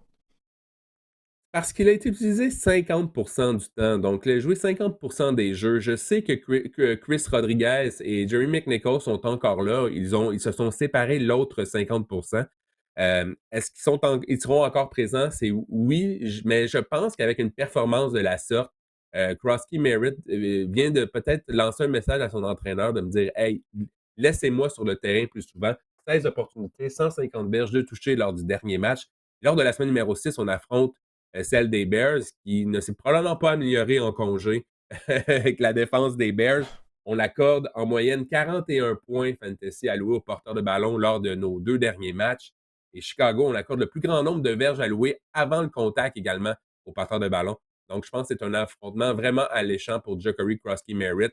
Même s'il n'est pas souvent sur le terrain, je pense qu'il peut tirer son épingle du jeu s'il obtient à tout le moins 50% des opportunités dans le champ arrière des Commanders. Je crois que plus la saison va progresser, plus Krosky Merritt va obtenir du temps de jeu parce qu'il est le porteur de ballon le plus talentueux. Là. Ça, je crois vraiment que ça saute aux yeux du côté de l'attaque de Washington. Derrick Henry, ça va pas bien. Ça va Et pas bien ouais, pour les Ravens. Puis là, toi, tu es rendu au point où tu le garderais sur le banc même. je suis conscient que vous avez peut-être pas une meilleure option que Derrick Henry, mais je veux juste mettre en lumière le fait que ça va pas du tout du côté de Derrick Henry. Il est peut-être victime du fait que les Ravens, ça va pas du tout. Il affronte des défenses qui sont prêts à l'accueillir. Mais porteur de ballon numéro 23 en ce moment au niveau fantasy, c'est tout simplement épouvantable pour Derrick Henry. Mis à part la semaine numéro 1, il n'y a vraiment rien qui vaille. 50 verges ou moins dans 4 matchs de suite pour Derrick Henry. Et lors de la semaine numéro 6, on affronte les Rams qui ont un excellent front défensif. Les Rams, troisième plus bas total de points alloués au porteur adverse cette saison. Je le sais que c'est difficile de garder sur votre banc Derrick Henry. Je vais juste vous dire que peut-être qu'il peut tomber dans la zone de début à la porte de 1, pénalité et tout, mais avec les déboires des Ravens, si vous avez une meilleure option, euh, utilisez-la. Je jouerais Krosky Merritt avant Derrick Henry pour vous donner une idée cette semaine si j'avais à faire un choix. Je sais que c'est difficile. Si vous devez jouer Derrick Henry, je vous dirais quand même de tempérer vos attentes. Ça ne devrait pas être une grande semaine, un grand cru, encore une fois, pour Derrick Henry cette semaine. Mais j'imagine que des jours meilleurs vont arriver lorsque Lamar Jackson sera de retour au jeu. Imagine-toi si quelqu'un nous avait dit d'envisager Eh la ouais, c'est fou, hein? possibilité de garder Derrick Henry sur le banc là, il y a un mois. On aurait dit, mon Dieu, c'est de la folie, mais on en est rendu là du côté des Ravens de Baltimore. Même là, il y a des gens qui commencent à croire que peut-être que John Harbaugh, ses jours seraient comptés à la barre de l'équipe. Bref, ça va vraiment pas bien. On va aller du côté des Titans du Tennessee. Calvin Ridley, rien de moins. Il a finalement donné signe de vie, là. J'ai écrit mon premier point dans mes notes, c'était il est vivant. C'est un peu ce que je veux vous dire. Ouais, c'est Calvin ça, Ridley, ça a vraiment. vraiment bien été. 131 verges lors du dernier match contre les Cards, receveur numéro 14 la semaine dernière. C'est quand même excellent. J'ai trouvé une statistique. Il y a seulement 66% des ballons qui sont jugés attrapables en direction de Calvin Ridley depuis le début de la saison. Je pensais pas qu'il allait avoir le même problème qu'avec Will Levis et Mason Rudolph. Mais ça a l'air que Cam Ward, ben, à la défense de Cam Ward, il court après sa queue constamment derrière cette piètre ligne à l'attaque. Mais quand même, si on peut augmenter ce ratio-là de ballons attrapables en direction de Calvin Ridley, il pourrait connaître lui aussi de jours meilleurs prochainement. Semaine numéro 7, on affronte les Raiders, qui sont pitoyables en défense, encore une fois. 70 réceptions allouées, c'est le deuxième plus haut total dans la NFL. Près de 40 points fantasy alloués par match à la position de receveur de passe. Et écoutez, on parlait de pression sur le corps arrière sur Cam Ward. 28e pour les sacs de la défense des Raiders dans la NFL. Donc, je pense que cette semaine, Cam Ward pourrait avoir du temps pour décocher ses passes en direction de Karen Ridley. Puis ça pourrait mener à une bonne semaine pour le receveur. Ouais, ben en tout cas, si il y a une semaine où il faut le faire jouer, Calvin Ridley, là, où il peut se faire pardonner son mauvais début de saison, c'est cette semaine contre les Raiders. Jameson Williams et Lions de Détroit, on dirait, là, tu sais, l'attaque des Lions fonctionne bien, mais je trouve des fois qu'il est peut-être oublié au sein de l'attaque des Lions. Il y a beaucoup de bouches à nourrir là, pour John Morton, le coordinateur offensif. Alors, tu crois que cette semaine, il faudrait le garder sur le banc? Absolument. Tu te souviens cet été, Didier, John Morton disait ah, on va utiliser Jameson Williams, ça va être la grande éclosion. Va être utilisé davantage Mhm. là, dans l'attaque des Lions. On veut voir plus de Jameson Williams sur le terrain. Il est un joueur qu'on a repêché tôt, première ronde. Mais écoute, il a 11 réceptions en 5 matchs. Jameson Williams. Hmm. Il n'est pas utilisé Ouais. pantoute, pantoute, pantoute dans l'attaque des Lions de Détroit, hors du top 50 à la position de receveur de passe. Top 50. Top 50, je répète. Dans 4 de ces 5 matchs cette saison, c'est vraiment pas un point focal, comme je le disais, de l'attaque. On doit prier pour le long jeu lorsqu'on insère Jameson Williams dans notre formation, puis souvent, il ne vient pas. Lors de la semaine numéro 6, on affronte les Chiefs qui ont accordé le deuxième plus bas total de points alloués aux receveurs adverses cette saison. Donc, je pense pas que vous pouvez faire jouer Jameson Williams. Et je le sais qu'on va échapper à un match où il y aura 2 touchés puis 150 verges. J'aurai capté 2-3 bombes. Ouais. Mais écoutez, on peut pas prendre la chance. On va avoir cette statistique-là. On va avoir ces points-là sur notre banc. Je suis prêt à l'accepter, mais on peut pas embarquer Jameson Williams en pensant là, qu'il va connaître une grande semaine fantasy jusqu'à nouvel ordre. Ouais, ouais. Mais l'argument contre ça, c'est qu'il est dû. Il est dû, Jameson Williams, puis peut-être que justement, on va faire un effort pour lui remettre le ballon. C'est ça le danger, hein. Il est tellement explosif. Tu sais, comme tu viens de dire, Mhm. il peut marquer un toucher de 60 verges à tout moment. Puis juste ce jeu-là, c'est 12 points. Tu sais, donc, Mhm. il y a un risque à prendre en le gardant sur le banc. On s'entend là-dessus. On va aller à la position d'élite rapproché. Tucker Craft connaît des bons débuts de saison. En passant, c'est Tyler Warren, hein. Il continue de mener la NFL pour les Mhm. verges chez les ailiers rapprochés. Je vais juste mentionner ça comme ça. En tout cas, j'aimais Tyler Warren à Penn State. Mais Tucker Craft, là, il est l'ailier rapproché numéro un des Packers de Green Bay. Puis je crois qu'il a une bonne confrontation face aux Bengals cette semaine. Ben, écoute, on commence à connaître les défenses qu'on doit cibler là. Au niveau fantasy. Hmm. Les Bengals, les Ouais. Raiders, bref, on commence à avoir un peu un moule là, se former. Tucker Craft, près de 13 points fantasy par match. C'est sixième à la position d'allié rapproché. Il a disputé un match de moins que la plupart des alliés rapprochés, je tiens à le mentionner. Semaine numéro 6 contre les Bengals, tu l'as mentionné. Les Bengals, top 5 pour le plus grand nombre de verges allouées aux alliés rapprochés adverses. Pour les touchés alloués aux alliés rapprochés adverses, dans la fin, ils ont accordé le plus haut total de points fantasy aux alliés rapprochés adverses. Donc, ces trois belles statistiques font que je pense que Tucker Craft pourrait vraiment connaître une semaine à couper le souffle cette semaine à la position d'allié rapproché. Mais tu penses pas que ça va être le cas, toutefois, pour Dalton Kincaid des Bills de Buffalo? Dalton Kincaid, allié rapproché numéro 2 au total cette année, Didier. L'année passée, ça avait tellement été difficile. On avait embarqué dans le bandwagon, puis on était sorti. On disait que cette année, la pointe de tarte, Josh Allen, ça allait être trop petit pour Dalton Kincaid, mais c'est pas ça qui se passe. Ouais.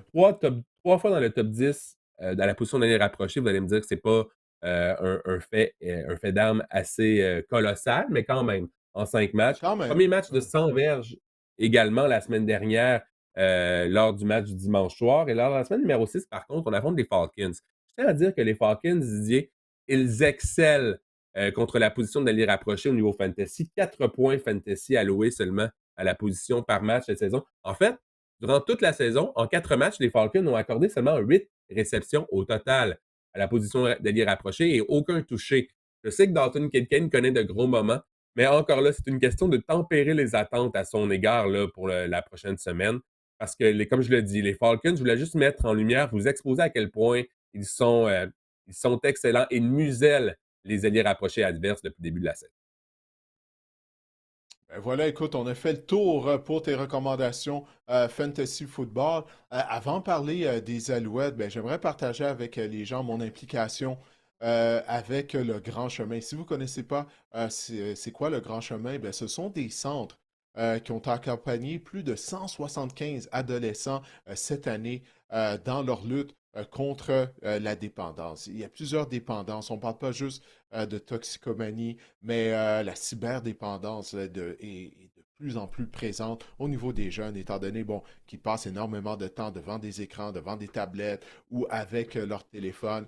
Alors, pour le mois d'octobre, ben, je participe au défi Octobre. Ça, c'est un mois pour réfléchir aux habitudes qu'on a et à poser des gestes concrets. Alors, moi, mon geste concret, ben, ce mois-ci, ça va être de faire une activité physique à tous les jours, malgré mon horaire de travail qui est chargé, bien sûr, avec la couverture de la NFL, la couverture des Alouettes. Mais si je ne suis pas en mesure d'aller m'entraîner au gym, bien, au moins d'aller prendre une marche à la fin de ma journée. Alors, vous, de votre côté, bien, quel petit changement pourriez-vous faire pour soutenir cette belle cause?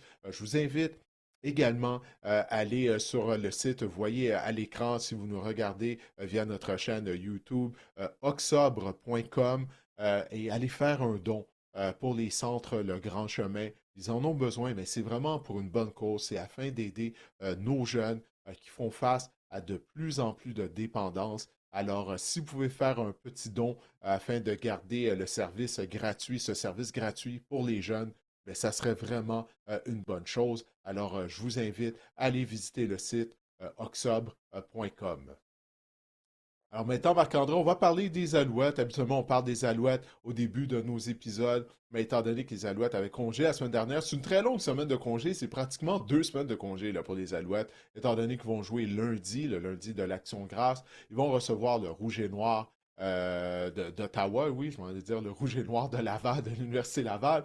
Les Alouettes vont de retour à l'entraînement jeudi, là, finalement. Jeudi, vont tenir leur premier entraînement en vue de cette rencontre. Les Alouettes, malgré le fait qu'ils étaient en congé, Marc-André, se sont assurés officiellement d'une place Eh oui, en éliminatoire à la suite, justement, d'une défaite du Rouge et Noir d'Ottawa. Alors, bref, les Alouettes sont qualifiés en éliminatoire. Ottawa est éliminé. J'ai l'impression qu'on a lancé la serviette du côté de l'organisation d'Ottawa, puisqu'il y a 2 semaines, on a échangé Lorenzo Molden, notre chasseur de quart, en retour d'un choix de 4e ronde au repêchage aux Stampeders de Calgary. Alors, les Alouettes sont assurés d'une place en éliminatoire, mais j'ai hâte de voir la performance qu'ils vont offrir tout de même lundi contre le Rouge et Noir. il faut dire aussi que on est assuré également de voir une équipe de l'Ouest qui va traverser pour jouer dans l'Est en éliminatoire. Ouais, Donc en ce ça me moment, fait peur.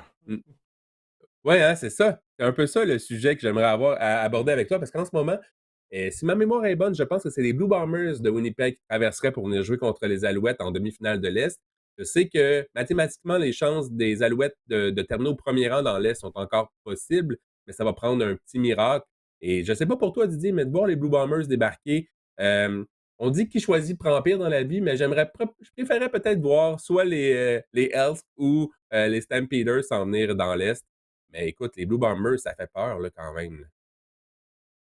Ouais, heureusement, ce ne sont pas les Lions, hein, parce que moi, je veux rien savoir des Lions en Non, éliminatoire, là. Les deux fois que Nathan Rourke a affronté les Alouettes, écoute, il a passé pour près de 400 verges les deux fois, là, si je me souviens bien. Non, ça, je veux pas voir ça. Les Bombers, écoute, ça serait coriace. Ça serait coriace, mais on va voir, là. Tu sais, là, on s'avance, il reste quand même 3 semaines à la saison régulière. D'ailleurs, le dernier match de la saison régulière des Alouettes, ça va être à Winnipeg contre les contre les Blue Bombers. Bombers. Ouais, c'est ça, exactement. Alors, Zach Collaros est revenu au jeu. Mais on sait que Collaros, tout ce que ça peut prendre, c'est un coup là, pour le sortir du match en raison de son historique de commotion cérébrale. Mais ça pour dire, c'est intéressant de voir ça. Là. Ça nous donne quelque chose à suivre lors des 3 dernières semaines du calendrier régulier de la Ligue canadienne. Quelle est l'équipe de l'Ouest qui va s'en venir dans l'Est? Parce que même si Edmonton, Mmh. supposons c'est Edmonton, faut oublier que Cody Fajardo et les Elks ont vaincu les Alouettes à Montréal. Bon, naturellement, Davis Alexander ne prenait pas part à la rencontre, mais les Elks sont une équipe transformée depuis que Fajardo leur carrière partant. En tout cas, ça va ajouter du piquant, ça, pour le match éliminatoire des Alouettes dans le cadre de la demi-finale. La demi-finale de l'Est, Écoute, je je veux sais dire. puis j'imagine là, que les Alouettes, on dit toujours qu'on veut rentrer en série ou en éliminatoire plutôt, hem, sur une bonne lancée ou sur une lancée. Ce sera important vraiment de bien jouer là, contre le Rouge et Noir et contre les Blue Bombers en fin de saison. J'ai hâte de voir aussi Davis Alexander, comment qu'il va se comporter. Oui, ça a été un retour vraiment triomphal, lors du dernier match, il y a 2 semaines. Mais j'ai hâte de voir là, qu'il va se comporter en fin de saison. Également, on souhaite à tout prix que ses jambes là, tiennent le coup, qu'il ne se blesse pas de nouveau parce qu'on s'est rendu compte du côté des Alouettes, je pense qu'on est quand même maigre à la position de carrière. On n'a pas vraiment d'option si Davis Alexander se blesse encore une fois. Oui, ça va être la chose que je vais surveiller durant la rencontre, hein, bien sûr, contre le Rouge et Noir. Ça, puis la performance de l'unité défensive aussi. Bon, Ottawa, leur attaque au sol est pas vraiment performante, si on peut dire. On sait que les Alouettes ont des ennuis contre la course. Alors, la performance à défense contre le jeu au sol, et bien sûr, Davis Alexander, s'il va pouvoir poursuivre son brio, on sait, carrière invaincue, à titre de carrière partante, fiche de 9 victoires, aucune défaite depuis le début de sa carrière. Alors, ça va être ça. C'était une belle performance de l'attaque il y a 2 semaines. Est-ce qu'on va pouvoir répéter ce genre de performance-là? Je crois que oui, en théorie, on devrait. Là. La tertiaire d'Ottawa a été mauvaise depuis le début de la saison.